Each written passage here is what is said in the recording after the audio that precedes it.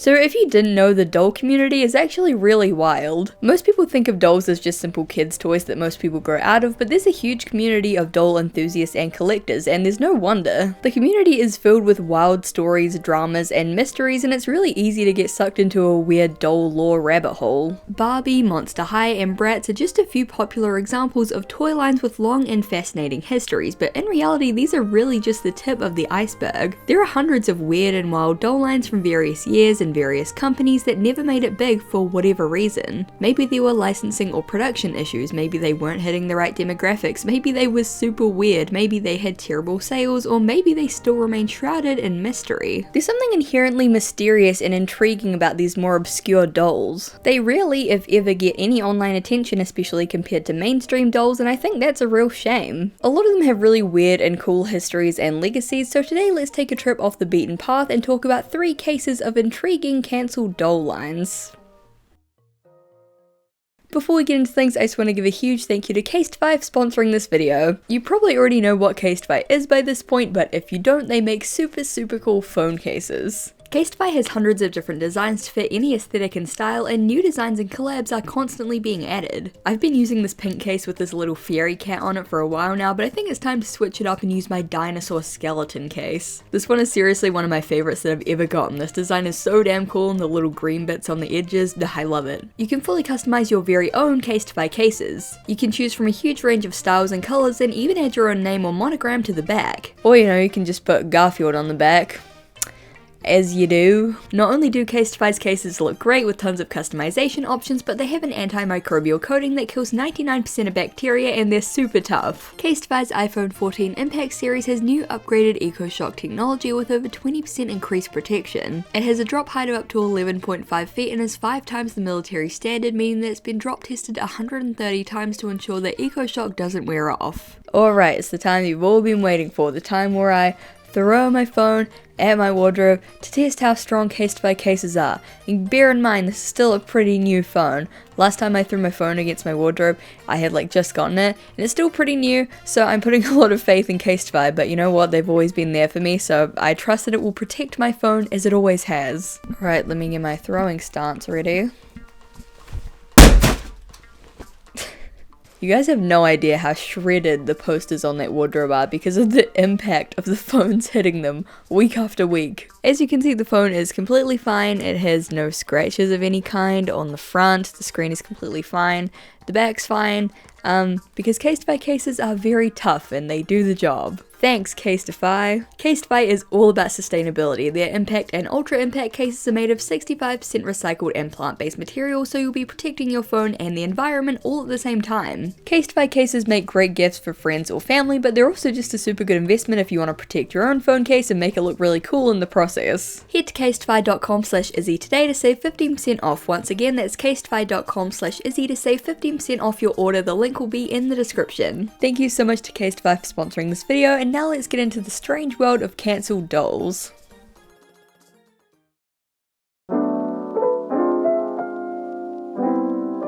In 2020, some pretty odd posts began popping up within the doll community. Mysterious unidentified doll bodies with rat-like features had been discovered for sale on AliExpress. To people not in the doll community, this whole thing might sound a bit weird, but to clear 2 things up, firstly, it's not that weird for disembodied doll parts and heads and stuff to be sold on AliExpress and eBay. There's a huge community of doll customizers that use different doll bodies and heads and parts for their customs and use these sites to find them, so this is likely how many discovered the unidentified dolls. And secondly, you might think, well, in a sea of weird, cheap dolls, many of which are knockoffs, how did these even stand out to people? And the simple answer to that is, well, the doll community is actually pretty hardcore and a lot of people really know their stuff. Those who are knowledgeable about dolls can easily identify different companies and doll types and makes, so one that they've never seen before, especially one with such weird identifiable rat features, is definitely gonna stand out. The dolls themselves come in 4 different colors: a light pink one potentially intended to be a hairless rat, a brown one with light tan accents, a white one with pink accents, and a light yellowish brown one with light tan accents. The doll's hands are distinctly clawed and a completely different colour from the body, while the feet are similarly rat-like and have more of a gradient look. The dolls have moulded fur detailing on their torso, arms and legs, and obviously they have big old rat's tails. As for the fashion, it seems to be themed around garbage and reused household items, which is super cute and funny and very in line with the whole rat theme. You have a sock dress and strawberry candy wrapper heels, a dress made out of some kind of tomato wrapper and newspaper with buttons and thread on the shoes, and this dress which is maybe a coffee filter of some kind, question mark. You also have this outfit which is slightly odd. It's like a dress made from different scraps of fabric with this belt that says future of fashion. The white and pink one is kind of the odd one out. Not only is it not really as trash-y as the other ones, I mean it has this pin holding it together, but it doesn't really look like garbage or like reused trash at all. But it also seems to be the rarest of all of the designs. For all of the other ones I could find individuals posting about them or posting videos of them, but for this one the only images I could find were from the AliExpress listings. According to Tumblr user Sleepy Toy Collection, who brought one of the dolls to examine, the tail could be used to make the doll stand up but was loose and wouldn't stay in the doll without falling out. The limbs were also slightly loose, the paint on the feet looked like it may have still been wet when the shoes were put on, and the doll was very dirty when it arrived. It's unknown exactly how many of the rat girls were sold. I've only been able to find a select few posts and videos of people showing off their dolls, and they're no longer available on AliExpress, so it's likely that numbers were pretty limited. According to Sleepy Toy Collection, the dolls were made by Hasbro and were dated 2018. Though information was scarce, after some digging, sleuths were able to find a trademark that Hasbro had registered in 2018 called Trashin' Alley. Googling trashinalley.com leads directly to the Hasbro website. The dates lined up, and with the dolls being rats whose wardrobes consisted of literal trash, the name was a pretty perfect fit. The dolls have a similar look and style to Monster High and seem to be made around the same time that Monster High was losing popularity. Trashin' Alley may have been Hasbro's attempt to compete with Mattel and swoop in on that gimmicky creature-esque doll trend. Though it's never been confirmed by Hasbro, the running theory is that Trashin' Alley was a doll line that they developed and then made prototypes for before cancelling it. And though this is a likely theory, there are still tons of unanswered questions. One of the biggest questions that has arisen is,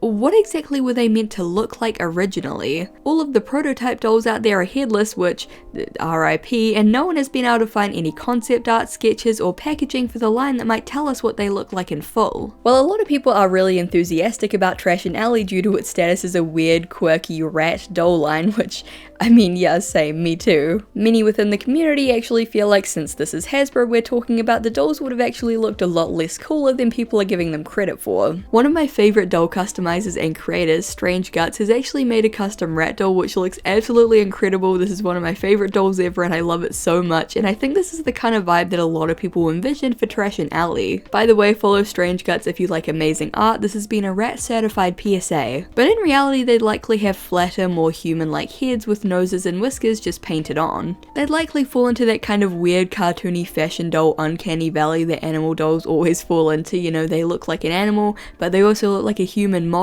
woman. It's weird, their faces combine into some sort of unholy combination. Of course in reality these are just assumptions that me and other members of the community are making based on Hasbro's track record and what looks good on shelves, but in reality it's impossible to know what they actually would have looked like. And unless some sort of packaging or behind the scenes concept art is leaked, we may never know. Another big mystery in this whole case is who exactly listed the dolls on AliExpress. Due to the unfinished rough nature of the dolls as well as the lack of heads, it's presumed that they only made it to the early prototype stage before being cancelled. But who then took the unfinished prototypes and listed them for sale? There are two main theories, and the first is that this was some sort of inside job. Maybe some disgruntled or extremely passionate employee who worked on the line managed to salvage the dolls before they were discarded, taking them home and putting them online so the world could see Trashin' Alley before its existence was totally wiped. On the surface this seems like a reasonable theory, but personally I don't really buy it. It seems odd for a random employee to risk their job by stealing prototypes and listing them on AliExpress. More damningly, the AliExpress account in question has been running since 2018, several years before the rat dolls were listed, is based in China and has thousands of sales. Likely not just some ex-employee's burner account. Unless they've been running some sort of secret inside job long con, in which case I expect an action blockbuster trilogy movie series is already in the works at Universal. And this leads us onto the second theory, and the most likely one, everyone that the prototypes were leaked directly from the factory that made them. According to an article published by Reuters in 2020, more than half of Hasbro's products are produced in China. It could be possible that they had several batches of prototypes produced in China, but before they could send the dolls away, Hasbro nixed the project. I was curious about how exactly a factory prototype might find its way onto AliExpress, and I actually found a post on the r/doll subreddit asking basically the same question. According to the replies, it's actually pretty common to find legitimate prototypes of Hasbro and Mattel dolls on AliExpress. They're often found with mold and dirt from being in storage for so long, and are usually listed by employees or friends/associates of employees who work at the factories. It seems that a lot of these bulk AliExpress doll stores have connections to factories and have deals to get defective, rejected, or cancelled dolls and doll parts. This explains both the dirty condition that the Trash and Alley dolls were shipped in, as well as the lapse in time. They were created in 2018 but didn't start popping up online until a few years later, likely after being in storage for a while. Overall, with how little information that we originally had to go off, we know a surprising amount about Trash and Alley now, but there's still a lot more that we don't know. The status of the dolls is unknown. It's been 4 years since they were first produced, and the fact that the prototypes have all been sold off seems to indicate that the line is officially cancelled. However, the Trash and Alley trademark is still active, and trashandalley.com still leads back to the Hasbro website, so who knows? It's possible that the line has just been temporarily shelved for now and will make a reappearance in the future. The line seems to have originally been made to compete with Monster High, and now that Monster High is getting a new reboot, maybe Trash and Alley will have a chance to have its day in the sun. Or its day in the trash-infested alley, I guess. Only time will tell. Also, I forgot to mention it earlier, but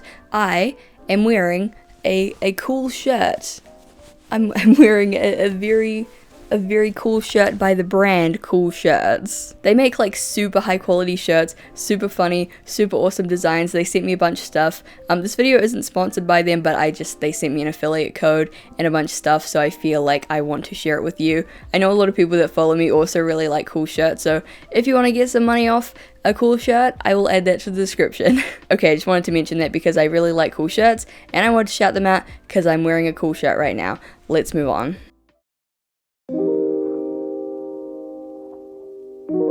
Pinkie Cooper and the Jet Set Pets was a doll line created by an American toy company called The Bridge Direct, which doesn't really exist anymore since it merged with another company called Basic Fun. Looking back at an archive of their old website, they seem to have mostly produced TV show and movie tie-in dolls. They made a set of figurines for the Hobbit movie, toys for Looney Tunes and Power Rangers and Frankenweenie, and of course a set of highly coveted annoying orange figurines. You know you've made it as a company when Annoying Orange reaches out to you to make horrifying realistic plastic toys of him. Sorry, I don't know why I said him as if Annoying Orange is like an actual person who manages his own business dealings. Anyway, the Bridge Direct only had a few original doll lines, one of which was Pinkie Cooper and the Jet Set Pets. Designed by artist and toy designer Carter Bryant, who designed the original Bratz concept, Pinkie Cooper follows the titular character and her two friends Ginger Jones and Pepper Parson, as well as their pets, who are also dogs, which let's just take a second to acknowledge how wrong it is and move on, as they travel around the globe on fun fashion adventures. Hi, I'm Pinkie Cooper. Nothing looks better than friends together. And these are my friends, Ginger, Pepper, and our Jet Set Pets. From Beverly Hills to Paris, we travel the world spotting the hottest trends to post on my fashion blog. We love styling our mix and match hair, even on our pets. You can watch videos of all our adventures on pinkiecooper.com. Nothing looks better than friends together. Pinkie Cooper and the Jet Set Pets. New Pinkie Cooper dolls and accessories, each sold separately. Get your parents' permission to go online. The doll line got several pretty cute webisodes and a fully decked out website with games and bios, which is all pretty standard. In the modern day, most successful doll lines come packaged with a bunch of animated content and a strong online presence to build up their fan base. The Pinkie Cooper dolls themselves were pretty cool. They were basically these anthropomorphic doll girls with long brushable hair for ears and pretty unique and appealing face sculpts and paint jobs. The fashion was a bit bland and basic. I mean, look at these dresses, but they were made in 2012, so you can attribute at least some of that to the dolls just being kind of dated. Anyway, the interesting thing about Pinkie Cooper is that the line has become pretty famous within the doll community. Surprisingly, for how many hundreds of dolls and doll lines are out there, animalistic or anthropomorphized dolls aren't actually that common. In this way, Pinkie Cooper dolls have become a bit of a commodity and kind of the gold standard when discussing anthro dolls. For example, there's this kind of contentious doll line called Wild Childs, which is basically like Bratz, but they're all wild animals, and they're something. They're definitely something. I actually like the concept, and some of the patterns and colors and clothing designs really appeal to me, but there's something about these highly detailed toes and the animal forms that have realistic human lips that make my stomach feel weird. Anyway, my opinions aside, wild childs has been a pretty hotly debated topic within the community for a while now. They've been in production for years at this point, and when people aren't arguing about whether they're ever going to actually come out, they're arguing about whether they look good or not. And a comparison that I've seen brought up time and time again is Pinkie Cooper. It sort of set the gold standard for what an anthro doll could and should be, skillfully avoiding the uncanny valley by balancing out the human and animal features while still making them cute and fashionable. That's not to say Pinkie Cooper is the only animal doll. I mean, Catwalk Kitties preceded Pinkie by almost a decade, and doll lines like Enchantimals and even Monster High became great successes in the following years. Pinkie Cooper was pretty short-lived and stopped production in the fall of 2014, just a year after hitting shelves. Despite this, the doll line has gained a small but very dedicated fan base, especially thanks to Pinkie and Pepper Forever. Just a quick warning, I'm about to bring up a comic that has very NSFW content and themes. It's just going to be a brief discussion, nothing graphic or anything, but if that's something that you don't want to see, there'll be a timestamp on the screen to where you can skip to where I'm not talking about that. So yeah, just want to warn you guys, and let's continue. Pinkie and Pepper Forever is a dark comedy comic created by Eddie Adams, which follows Pinkie Cooper and Pepper Parson from the Pinkie Cooper doll line. There are some noticeable changes. Pinkie's name is spelled slightly differently, and Pepper's hair isn't dark brown like her original doll, but rather deep blue like the hair from the Pepper's Night Out outfit pack. The comic is also considerably less safe for work than its doll line counterpart. It follows Pinkie, an art student who struggles with complex feelings about herself, her art, and her relationship as she attends art college. After getting into an argument with her girlfriend, Pepper, she submerges herself in a bathtub full of resin as her quote-unquote final piece, determined to finally get her peers to take her and her art seriously. Pepper, ever the devoted girlfriend, follows Pinkie down to hell where they experience horrors beyond comprehension, but also become Grim Reapers in training with silly blow-up scythes and forge a new life together in hell. It's strange and absurd, darkly funny, scary and gory, and really heartfelt. You really have to read the comic for yourself to get the full experience, plus the art in general is just really incredible. It has this beautiful pencil-y texture throughout, and the style is just really gorgeous. I'll link it in the description if you want to check it out. Again, I highly recommend it, but then also again, I do warn you it has NSFW content, so just be aware of that. Anyway, it's a really cool comic, and hilariously, it's how a lot of people have come to learn about Pinkie Cooper. Many people, including myself, thought that Pinkie and Pepper were Eddie Adams' original characters before realizing they were actually based on this obscure dog girl doll line from the early 2010s. It really speaks to the sheer impact of this comic that if you bring up Pinkie Cooper or Pinkie and Pepper, most people will think of the comic instead of the doll line if they even know what the doll line is. Pinkie and Pepper Forever has a lot of supporters and fans. There's tons of fan art for it, and it's even been nominated for an Ignatz Award and named one of the best LGBTQ comics of 2019. Needless to say, the fact that this weird dark story about dog girls in hell originated from a random failed doll line in 2012 is super fascinating and cool, and I honestly hope to see more stuff like this. There are so many abandoned characters and doll lines and projects out there that it would be really cool to see more people taking them and making their own cool, weird stories with them. After all, that's literally what dolls are made for.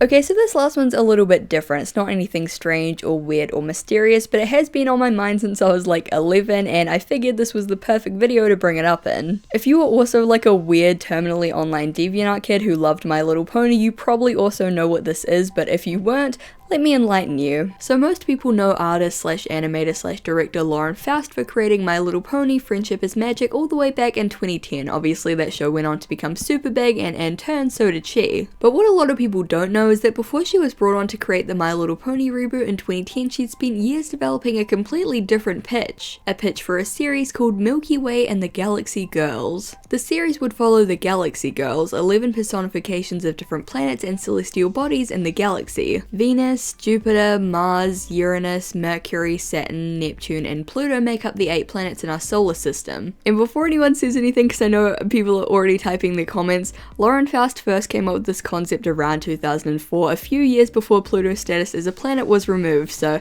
At the time, this was still an accurate assessment of Pluto's status in the galaxy. Anyway, on top of the 8 planets you have the Moon, the Sun, and lastly the titular Milky Way, who's the central character. Alongside being drawn beautifully in Faust's iconic style, which combines really strong shapes, edgy lines, and expressive movement, the designs themselves are really clever and have super cool little details. Milky Way literally has stars in her eyes, Mercury has these little wings on her skates like the Roman god Mercury, and her jumpsuit is shiny silver to mimic the element of Mercury as well. Saturn is decked head to toe in rings, Neptune is a surfer girl to reflect both the Roman god of water and the fact that scientists believe that there's probably like an ocean on Neptune under the super cold atmosphere. Her colour scheme is also teal to reflect the planet's iconic blue colour. Mars is a quirky alien Martian girl, the Moon is a moody poet whose emotions ebb and flow like the waxing and waning of the moon, Pluto's described as dark, cold, and hard due to being the furthest away in the solar system. You get the idea. It's all really cute and fun and honestly super inventive. I love how aspects of the planets themselves are woven into the character designs. And this attention to detail is also evident in the series of ragdolls that Lauren Faust made of the Galaxy Girls. Shortly after posting all of the girls' designs and bios to her DeviantArt in mid to late 2005, she started making a few handcrafted dolls to give to family and friends, but it quickly became a large-scale project, and by 2008 she had a full collection. These dolls really go to show just how insanely talented Lauren Faust is. Not only is she an incredible artist, but the sheer artistry and attention to detail on these dolls is absolutely incredible. The intricately hand-stitched facial features, the sparkly silver threads lacing the Moon's yarn hair, Mercury's shiny silver pants, the details on Neptune's surfboard, and the fact that most of the earrings are attachable by magnets and the skates can come off. The level of detail is actually crazy, and by this point with the dolls and the steady stream of art and doodles that Faust was releasing, Milky Way and the Galaxy Girls was beginning to garner quite the fan base. I know that back in the day tons of DeviantArt kids, including myself, were super invested into these characters. Their designs and personalities were so unique and fun that it made them and their world feel real even though they weren't actually part of any kind of TV show or official series. After finishing the original Galaxy Girls doll set, she produced many more dolls, including but not limited to multiple one-of-a-kind hand-sewn chibi dolls and a limited edition Harajuku-themed Milky Way for an art show. 23 dolls were sold through the official Galaxy Girls Etsy shop called the Solar Sisterhood, and many more were sold through the toy company FAO Schwarz. An archive of the Galaxy Girls website advertises these dolls as Series 1, and looking at the archived FAO Schwarz sale page, it appears that Series 1 only contained about half the cast, with Milky Way, Mars, Venus, Jupiter, and Pluto available to buy for about $20 each. Apparently down from $50, now that's what I call a deal. However, though these dolls were listed as Series 1, Series 2 was never actually made. There was also a hardcover book called What Planet Are You From, which is actually still available to buy on Amazon, even though at this point Milky Way and the Galaxy Girls is a decade plus old series concept that's been discontinued for years. Anyway, obviously I bought the book from Amazon. If I somehow get the book before I post this video,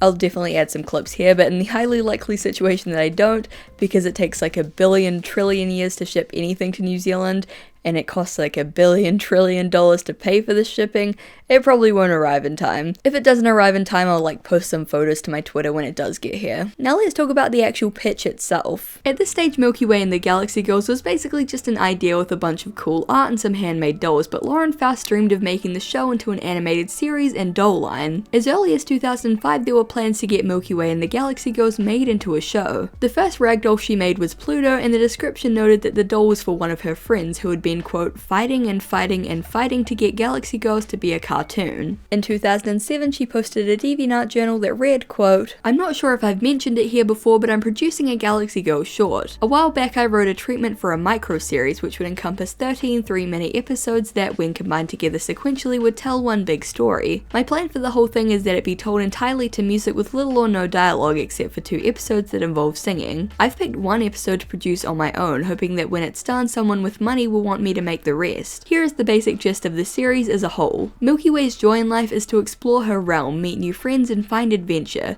While visiting our solar system for the very first time, Milky comes across a beautiful small planetoid, but when she touches it, it shatters into 11 pieces, releasing the villain who was imprisoned inside the massively destructive and terrifying black hole. Milky must find the pieces of the planetoid and re-imprison this threat to the known universe, but the fragments have been hurled to each of the planets of the solar system that surrounds her. As she searches for them, she meets each and every one of the Galaxy Girls, and each girl must use her unique talents to help help Milky retrieve the fragments and save the universe from being sucked in and devoured by black hole's evil vortex. In this post, Faust included a bunch of really gorgeous beat boards, which are basically like storyboards, but they're meant to only show the main beats of the story rather than every single shot. These boards are for an episode centered around Saturn, and it's assumed that these may have been the boards that she used in her pitch to Hasbro. It's unknown exactly when this pitch took place, but using context clues we can kind of figure out a rough date. From an Animation World Network article about My Little Pony in 2011, quote, "It was a project of Faust's own that led her to riding herd on Hasbro's pony-filled paddock."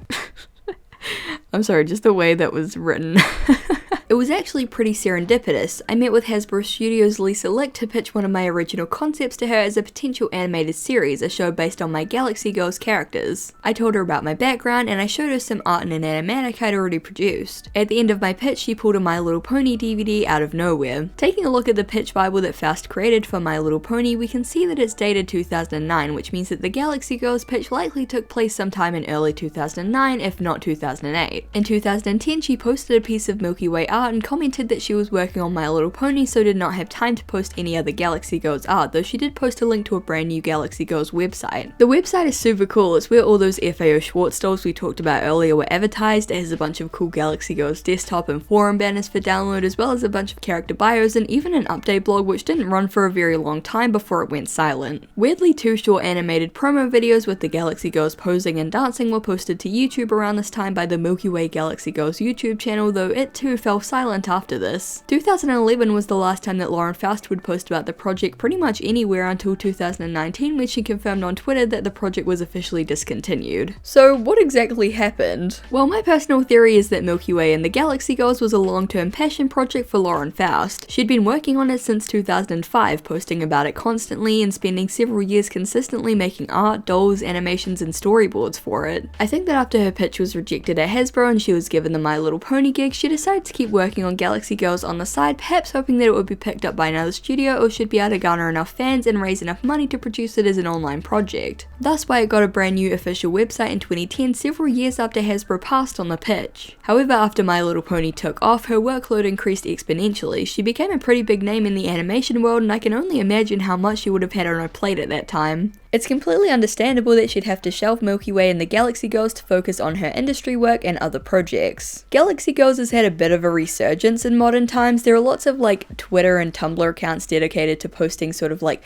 old, obscure, nostalgic shows and projects and stuff, and this project has come up a few times, leading to a bit of an uptick in fan art and posts about it. It's still pretty obscure, but it got enough attention that in 2021, Lauren Faust, who rarely ever talks about it, actually posted a bunch of redesigns that she and Joanna Davidovich created back in 2014. The designs were meant to have a more modern animated show kind of style, as well as having more body diversity. Personally, I think some of these designs are a huge improvement. Mars looks absolutely amazing. I really love the shapes and movement in Pluto's design, and I think the little details added to the sun's design are really cool too. But also I think some of the new designs look a little Milky Way has kind of like a vacant stare thing going on. I don't really like Jupiter's costume change or her new peace earrings. I thought the lightning bolts were a lot cooler, and I'm sorry, but Mercury's design is nowhere near as cool as her old one. But those are just my opinions, and regardless, it's neat that Galaxy Girls was still being worked on so long after the pitch fell through. It's unknown whether the redesigns were for a specific purpose, like a new pitch, or simply just a fun exercise. And unfortunately, this is just one of several projects that have fallen through for Lauren Faust. In 2014, it was announced that she'd be directing an animated comedy film called Medusa at Sony Pictures Animation. However, in 2015, she announced that she was no longer working on the project, citing creative differences. In 2017, a new director was brought on, but as of 2019, the project appears to have been cancelled. More recently, her series at Netflix, Toil and Trouble, was cancelled, which boils my blood because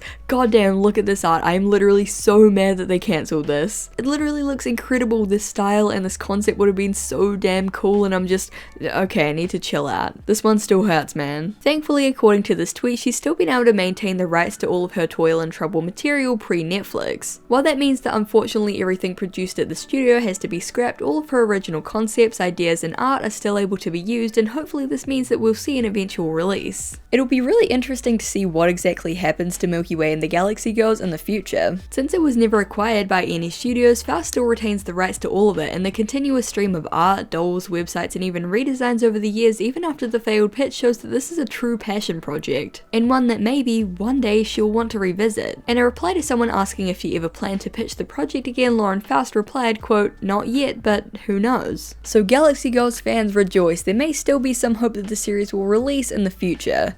Fingers crossed. Despite the fact that it never eventuated into a show, there are still tons of dedicated fans who adore it. It's impacted, influenced, and inspired tons of young artists and storytellers over the years, and that speaks volumes about the quality of the project.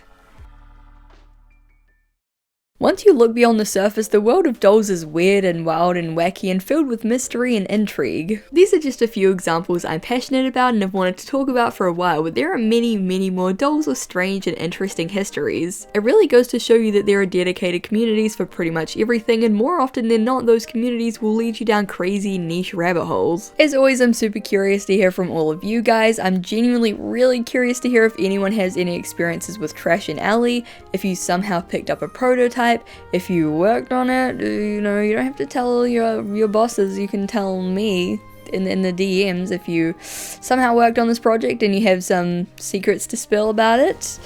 Don't be afraid to reach out. But also I'm just really curious to hear about people's experiences in general with these dolls, or cancelled dolls, or just weird dolls in general. If you want to see any videos like this in the future, definitely let me know. As a kid I was super into dolls, and I'm still like pretty into like the dolling community and keeping up with all the goings on. So there's definitely lots of other stuff to talk about, so if that's something that you're interested in, definitely let me know, or if you just have any other general suggestions for videos, also let me know. Anyway, I've rambled for way too long at the end here. I'm gonna wrap this up. Thank you so much for watching, I really appreciate it. Thanks to Case5 sponsoring this video, and I really hope to see you in the next one. Bye! A huge thank you to my Garfield overlords over on Patreon: Test Subject 0089, Caramel Coffee Bean, Blue Mayfeld, Electro Kitten, Katrina Likes 5e Stuff, Fitzy, Jorge K. Cruz, Michelle Olsen, Matt LRJ, SHSL Sunsun, Doug, Jordan Nielsen, Dana Homegardner, Charlie B, Simon, John Leach, Ren Pendragon, Pom, Xavier Araho, Helm Hamburger Hand, Dozo Blint, Sheriff Whiskey, The Fabulibrarian, Astrian Vortex, Jesse Chisholm, Brianna Robinson, Crep Gunderson, Joe Bradshaw, and Arcantilus. Thank you guys so much for supporting me, it means the world. If you want to join these guys over on Patreon, the link will be in the description. And yeah, thank you so much for watching, and I really hope to see you in the next one. Bye!